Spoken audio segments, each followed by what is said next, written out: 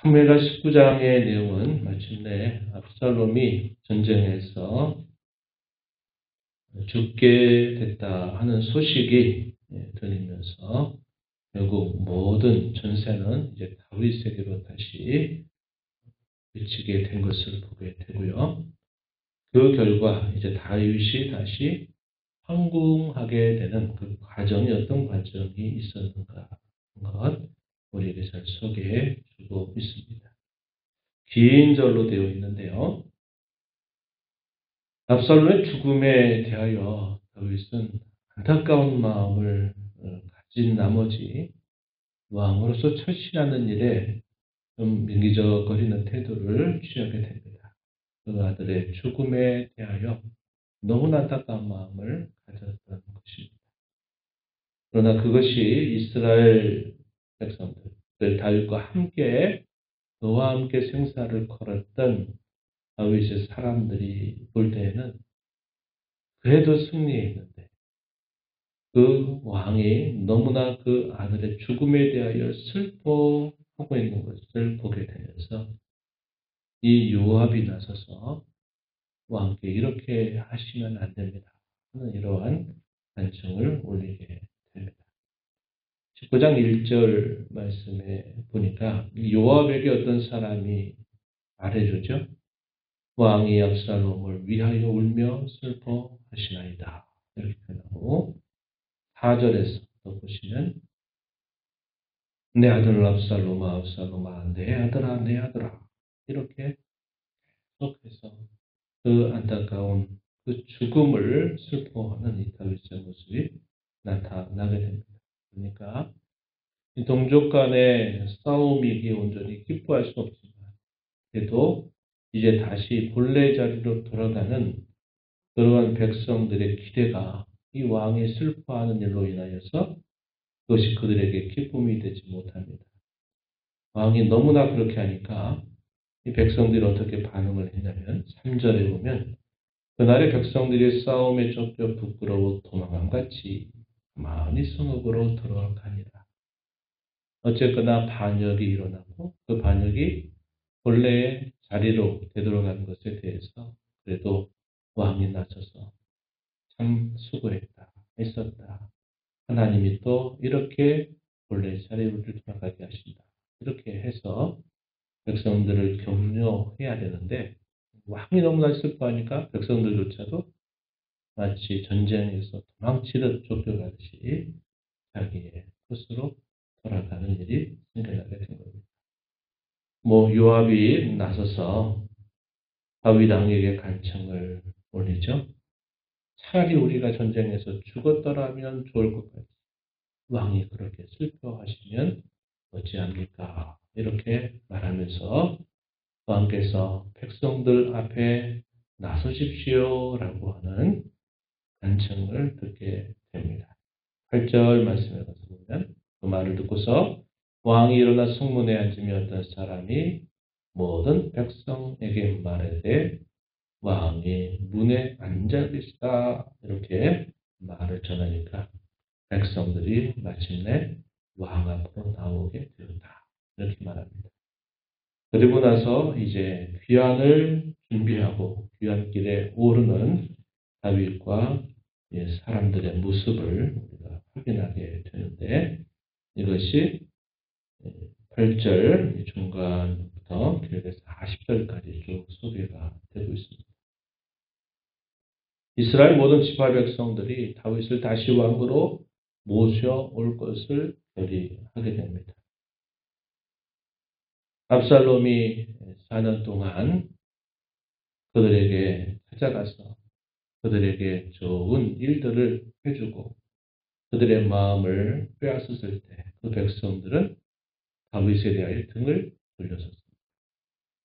그러다가 이 압살롬이 죽게 되니까 또다시 백성들의 마음이 다윗에게로 향하는 거죠. 보편 사람들의 일상적인 모습, 그것을 우리가 이런 모습에서 보게 됩니다.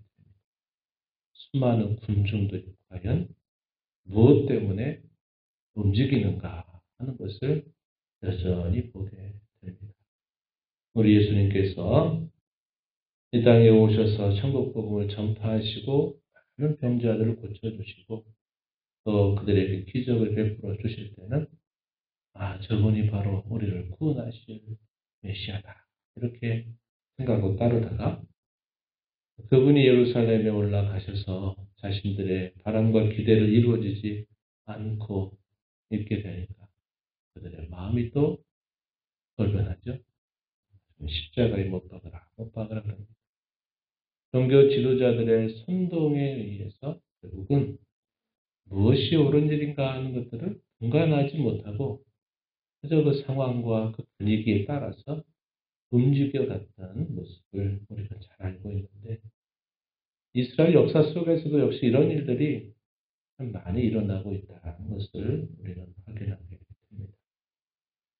다윗이 유다 장로들을 불러서 이스라엘 지파의 뜻을 전달한 다음에 왕을 다시 자신의 궁으로 모시는 일을 유다의 백성들로 앞서서 이 일들을 준비하게 명령을 내립니다. 사독과 아비아달 제사장에게 그들에게 부탁해서 유다 장로들을 권하게 합니다. 그리고서는 아마샤를 지휘관으로 삼으려고 하는 마음을 보여줍니다. 아마샤가 어떤 인물이었습니까? 압살롬이 다윗을 죽이려고 했을 때 압살롬이 이끄는 군사들의 지휘관이었어요. 그 지휘관을 향해서 그를 이제는 다윗이 지휘관으로 삼으려고 하는 마음을 갖게 됩니다. 왜 그랬을까요? 다시 우리는 한 백성이다. 한 하나님의 백성이다라는 사실을 다윗이 생각하고 그렇게 한 겁니다. 한때는 자기를 죽이려고 하는 그 일의 지휘관으로 앞장서 있었어도 이제 이런 모든 일들을 잠잠하게 하고 평화를 이루기 위해서 이 아마샤를 이제 요압의 뒤를 이어서 이 아마샤를 지휘관으로 삼으려고 하는데 요압이 이것을 달가워할 리가 없는 겁니다. 내가 아직 이렇게 있는데 그리고 지금 우리와 싸움을 하는 그 군사들의 지휘관이었던 이 아마샤를 그렇게 여기는 것에 대해서 대단히 못마땅히 여기고서는 이 요압이 이 아마샤를 또 죽입니다.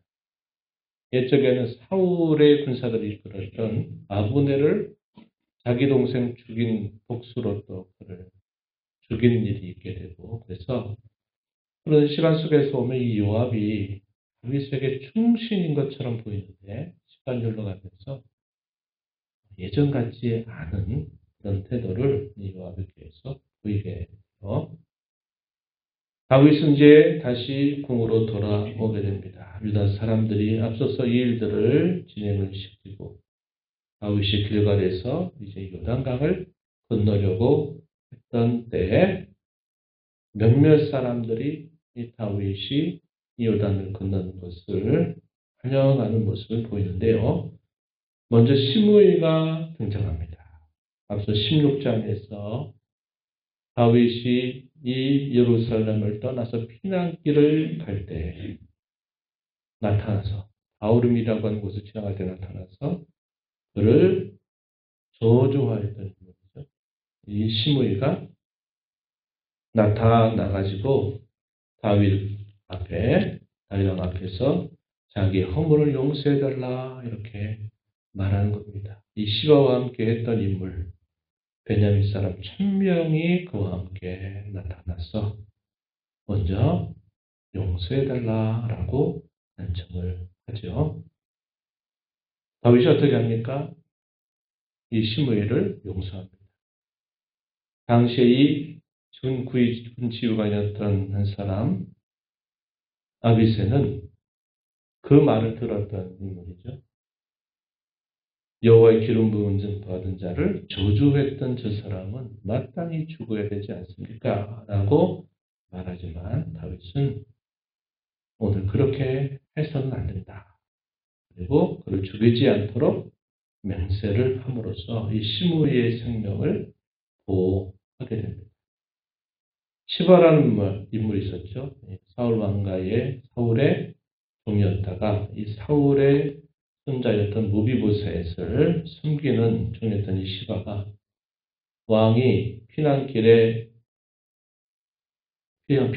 가고 있을 때 뭐라고 말했습니까? 그 시바가 관계를 피워서 자기가 충신 것처럼 보이게 하고 무비보셋이 반역한 것처럼 이렇게 말을 했습니다. 이 시바도 먼저 나타나서 말을 하는 거죠. 그리고 다윗이 누구를 만나면 무비보셋을 만나게 되면서 그때 이것이 관계였구나 하는 것을 알게 됩니다. 그래서 다윗은 이 무비보셋을 다시 자기의 그 왕의 상에 그를 다시 드리고 이 무비보셋은 왕이 돌아오게 될 때까지 자기를 단장하지 않고 그 왕을 기다렸던 모습을 확인하게 되죠. 바르실레라고 하는 인물이 또 등장합니다. 그가 마하나임이라고 하는 곳에 있을 때 다윗과 그의 사람들에게 먹을 것을 제공했던 암몬 족속의 사람이었어요.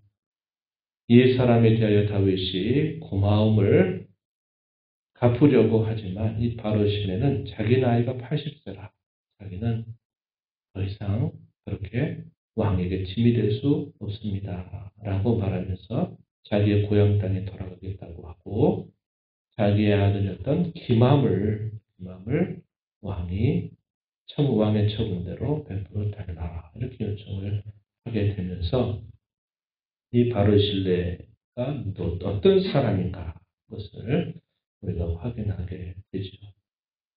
이렇게 어떤 일과 사건들이 크게 일어나게 될 때는요, 항상 이 사람들이 갈라지게 되는 것을 우리가 확인하게 됩니다. 시므이라고 하는 사람, 이 시바라고 하는 사람은 대단히 기회주의자와 같은 그런 인물들로 분명히 나타나게 되고요.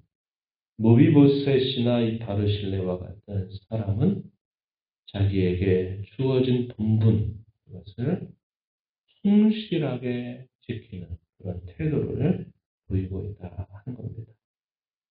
어떤 사람이 정말 하나님을 섬기는 사람다운가, 누가 정말 선민다운가 하는 것은 이러한 큰 사건을 만나게 될 때 결국은 나타나게 됨을 우리가 확인하게 되는 것입니다.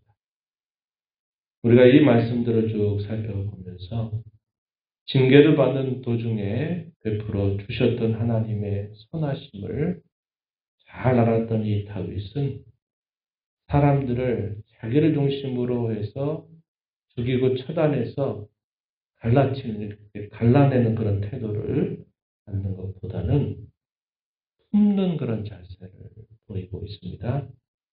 하지만 다윗 곁에 있는 사람들의 모습은 다양하게 사람들의 모습이 나타나게 돼요.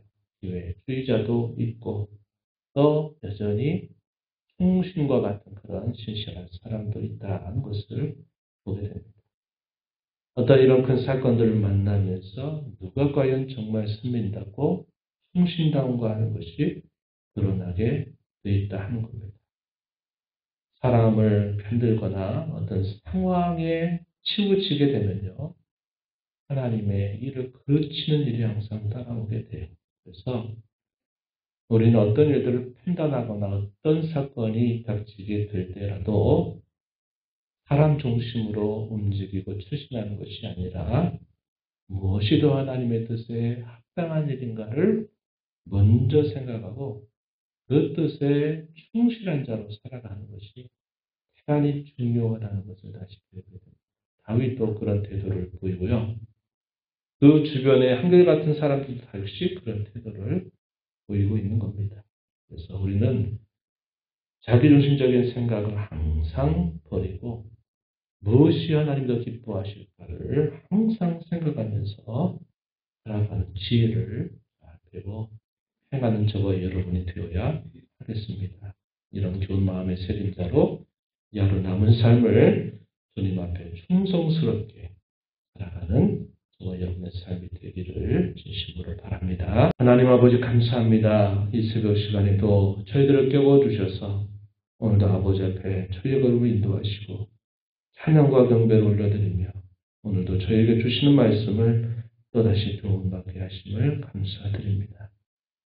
이름만 하나님의 백성이라 이렇게 여기는 태도 말고 무엇이 하나님을 섬기는 일인가 하는 일에 있어서 어떤 일과 사건들이 드러나게 될 때에 무엇이 하나님의 뜻에 맞는 일인가 하는 것을 항상 먼저 생각하는 그것이 얼마나 중요함을 저희가 배우게 됩니다. 다윗이 징계 가운데에서도 오직 시선을 하나님께 향하면서 하나님의 뜻이 무엇인가를 구하듯 또 그를 따르는 충신들도 역시 그와 같은 태도를 보이고 있음을 보여주지만 대다수의 많은 사람들은 분위기와 상황과 자기의 유익을 따라서 행해가는 모습을 저희가 살펴보게 됩니다. 오늘 구원받은 성도로 살아가는 저희들의 삶이 사람들에게 힘들고 사람들이나 어떤 상황에 끼리는 삶 말고 하나님이 무엇을 기뻐하시는가를 먼저 생각하고 그 길에 충실하게 서는 저희의 삶이 되게 하여 주옵소서. 은혜의 보호자 앞에 나와 아버지 은혜를 구하는 모든 심령들의 간구를 응답하여 주시기를 바라며 예수님 이름으로 기도하옵나이다. 아멘.